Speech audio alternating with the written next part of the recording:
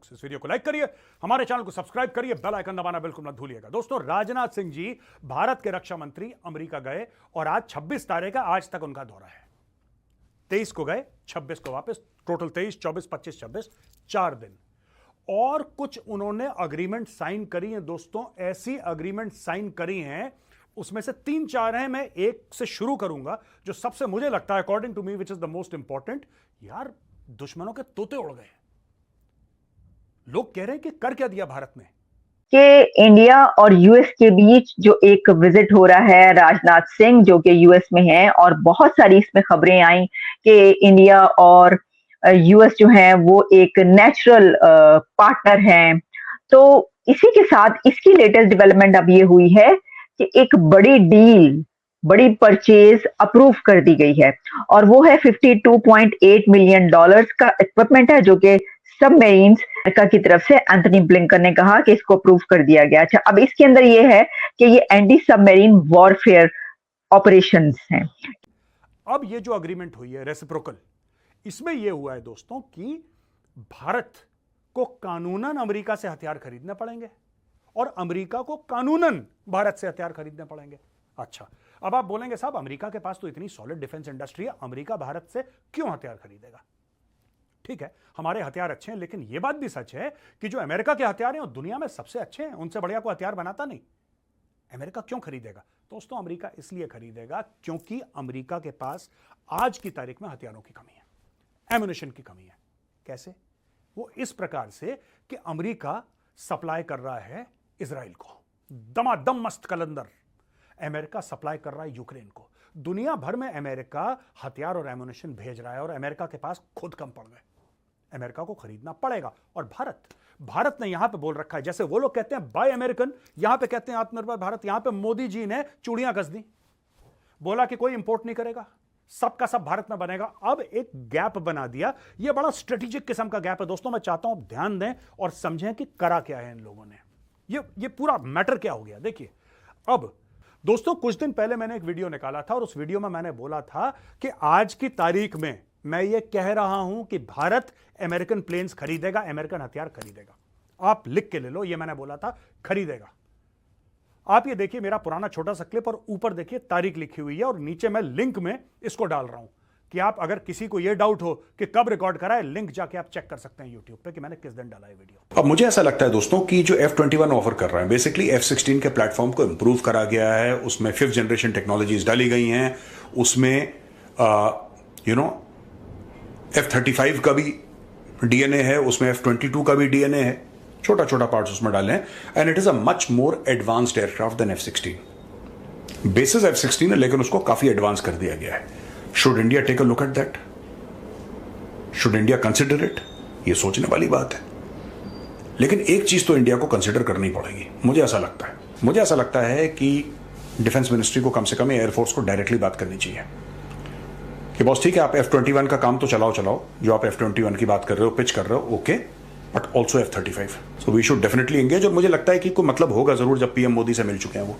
अगर वो प्रधानमंत्री मोदी से मिले हैं, उनके सीईओ, तो कोई बड़ी बात होगी इन दी ऑफिंग, और होनी चाहिए, ऐसा मुझे लगता है। देखा दोस्तों आपने, मैंने क्या बोला? मैं आपको बता रहा हूं ये चीज। अब मुझे तो नहीं पता था कि राजनाथ सिंह जी जाएंगे और राजनाथ सिंह जी ये डील साइन करेंगे, वो डील साइन करेंगे। मैं आपको बताता हूं, ये सारी की सारी जो डील्स है ना, इनका पैसे से कम मतलब होता है। यानी सेकंड प्लेस पे पैसा है, फर्स्ट प्लेस पे पैसा नहीं है। फर्स्ट प्लेस पे जियोपॉलिटिकल इन्फ्लुएंस। अमेरिका को क्या खटकता है मैं आपको बताता हूं, और भारत को क्या खटकता है ये पहले समझ लीजिए। अमेरिका को ये खटकता है कि भारत की 65 से लेकर 68% जो भारत के हथियार हैं वो रूसी हैं।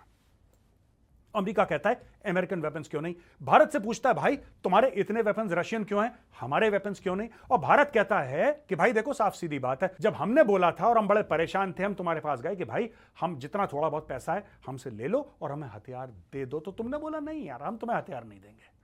उस समय तुम्हारे दिल में पाकिस्तान प्रेम था, तुमने बोला कि नहीं हम पाकिस्तान को हथियार देंगे, हम भारत को क्यों देंगे? जबकि पाकिस्तान में मार्शल लॉ था, भारत में डेमोक्रेसी थी। आज आप लोकतंत्र की कसमें खाते हैं। भारत ने बोला, उसने बोला चलो ठीक है, कोई बात नहीं, पहले जो गलती हुई खत्म करो, उसको मट्टी डालो, नए सिरे से शुरू करते हैं, हम आपको लेटेस्ट हथियार देंगे। अब भारत क्यों कर रहा है? ये तो अमेरिका कर रहा है, भारत क्यों कर रहा है? दोस्तों ऐसा है, अगर भारत को चीन का सामना करना है तो चीन से बेहतर हथियार चाहिए। दोस्तों, भारत के डिफेंस मिनिस्टर राजनाथ सिंह साहब अमेरिका में हैं। उनका दौरा तो ऑलमोस्ट कंप्लीट हो गया है, लेकिन एक इम्पॉर्टेंट जो फीडबैक समझ लें या आउटकम समझ लें रादर, वो ये है कि भारत बड़े पैमाने पे एक तो मिलिट्री हार्डवेयर भी खरीद के आया है, और दूसरा इंडिया और अमेरिका जो हैं वो बहुत सारे जो प्रोजेक्ट्स हैं उन पे को प्रोडक्शन भी करने जा रहे हैं। अमेरिकन से इंडिया ने ये वादा लिया है कि वो को प्रोडक्शन को एडवांस प्रायोरिटी देंगे। अब भले जेट इंजन्स हों, अनमैन्ड प्लेटफॉर्म्स हों, वेपन्स हो, म्यूनिशन हो, ग्राउंड मोबिलिटी सिस्टम हो, ये सारे के सारे जो है यूएस इंडिया रोड मैप है एक फॉर आप उसे कह लें कि defence production, defence industrial production के हवाले से ये सारा कुछ उसके तहत इंडियंस एंड अमेरिकन्स करने जा रहे हैं। और जो पेंटागन ने राजनाथ सिंह साहब का जो दौरा था उसके हवाले से जारी बात है काफ़ी उनको वेलकम किया, रिसीव किया, लेकिन यूएस गवर्नमेंट जो है वो एक कोई $52 मिलियन की एक एंटी सबमरीन वॉरफेयर, जिसे सोनो बॉयज बोलते हैं, और उसके रिलेटेड बहुत सारे इक्विपमेंट है वो इंडिया को दे रहे हैं, जो कि कुछ इंडिया के हेलीकॉप्टर्स के लिए भी जो है वो चीज़ें दी जाएंगी, और इंडिया की जो नेवी है उसको सबमरीन्स को ढूंढने के लिए इस्तेमाल करेगी। सो ये जो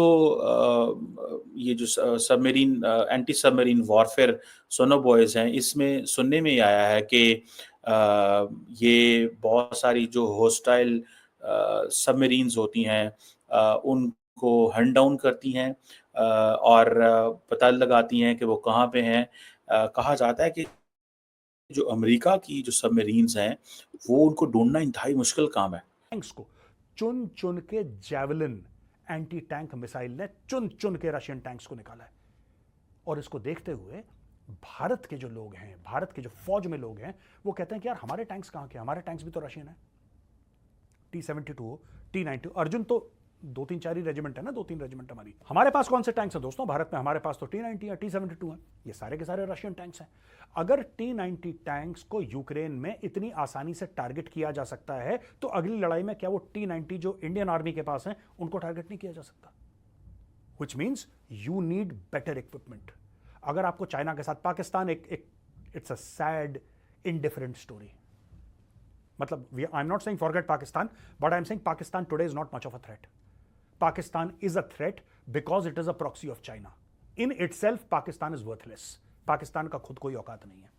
चाइना ने आशीर्वाद दे दिया, किसी ने एक रोटी एक बोटी दे दी, पाकिस्तान उछलने लगा। इसके अलावा पाकिस्तान के पास कुछ नहीं है। लेकिन China is a very real threat, और अगर आपको चाइना से लड़ाई करनी है तो आपको फिर वैसे ही हथियार चाहिए। फौज आपके पास A1 है, जो मैन पावर है आपके पास A1 है, लेकिन क्या आपके पास हथियार A1 है? नहीं, क्योंकि आपके 65 to 68% हथियार रशियन हैं। This was one of the reasons why the Modi government bought the Rafale. मैं आपको बता दूं, लोग कहते हैं ना कि सभी मापदंड जितने भी थे, जितने भी फैक्टर्स थे, सब पे राफेल आगे निकला। बिल्कुल ठीक बात है ये। राफेल और यूरोफाइटर 2 जहाज थे, उनमें से राफेल बिल्कुल ठीक निकला। पर एक और चक्कर है इसमें। अंदर की बात यह है कि we had to move away slightly from Russian equipment. उस समय तो कोई लड़ाई नहीं थी यूक्रेन के साथ। उस समय अगर मोदी जी कहते कि ठीक है हमें सुखोई की 10 और स्क्वाड्रन्स चाहिए तो रशिया खुशी खुशी भेज